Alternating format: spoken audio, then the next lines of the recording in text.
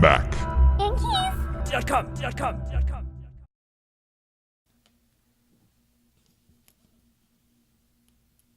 This is an example of the majority of what the keys are on there, like this size right here. And what you have underneath is this plastic scissor hinge that's attached to the key underneath. So what you're actually doing is you're separating this hinge from that key when you actually slide the tool underneath. So let me see if I can give you a side view of this.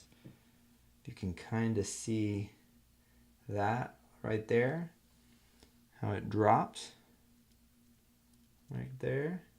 So what you're actually doing when you're separating the two, you're taking this tool and you're sticking it inside this little fold right here.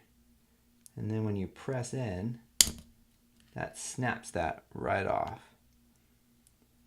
So that's why it's important to go in on the actual sides of it and to think that that fold will be somewhat centered in that key. So if you slide your toothpick, paper clip, or whatever it might be, think that you need to remain in the center of this key.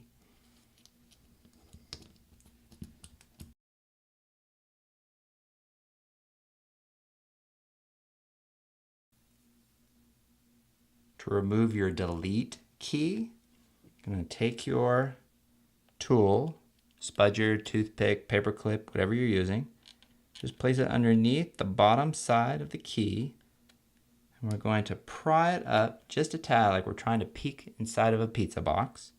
Then you're going to take your second tool and insert it on the left hand side of the key. And you can remove your bottom tool.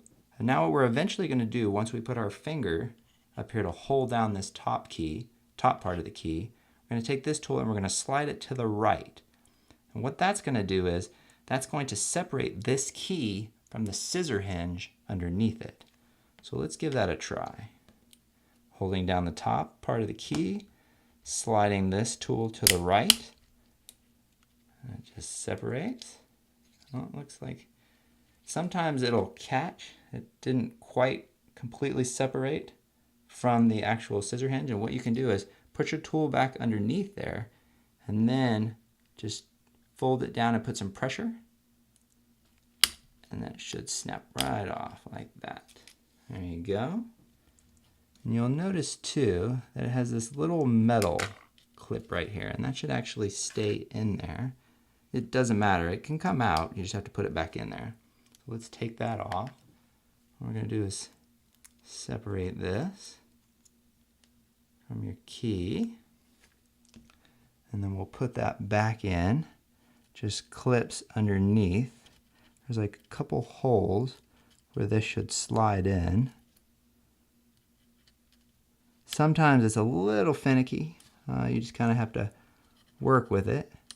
Try to get it to work, and there we go, and just drop it right into place. And now to remove the plastic scissor hinge, take your tool, put it right on top of the rubber cup and then underneath the plastic hinge, and we're just going to pry it up gently. There you go. And you can grab it with your fingers and then just kind of pull down, and it should come right out. Now get your replacement hinge, and you'll notice that it's tapered towards the top and wider at the bottom, and that corresponds to how we're actually going to put it back into the keyhole. So let's go ahead and start with the bottom part where these two holes are. They're actually going to grab a hold of these little metal tabs. They're very tiny, but just put them right down there like that, and you should feel it grab, and then you can just let go of it. It should fall right into place, and then we're going to press down with our finger until you hear a little click.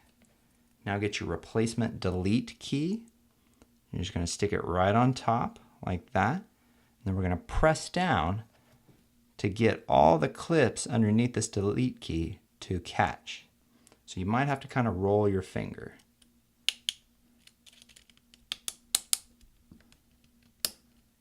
Sometimes I just go for these wider keys. I'll go to the four corners just to make sure, and you've installed your delete key.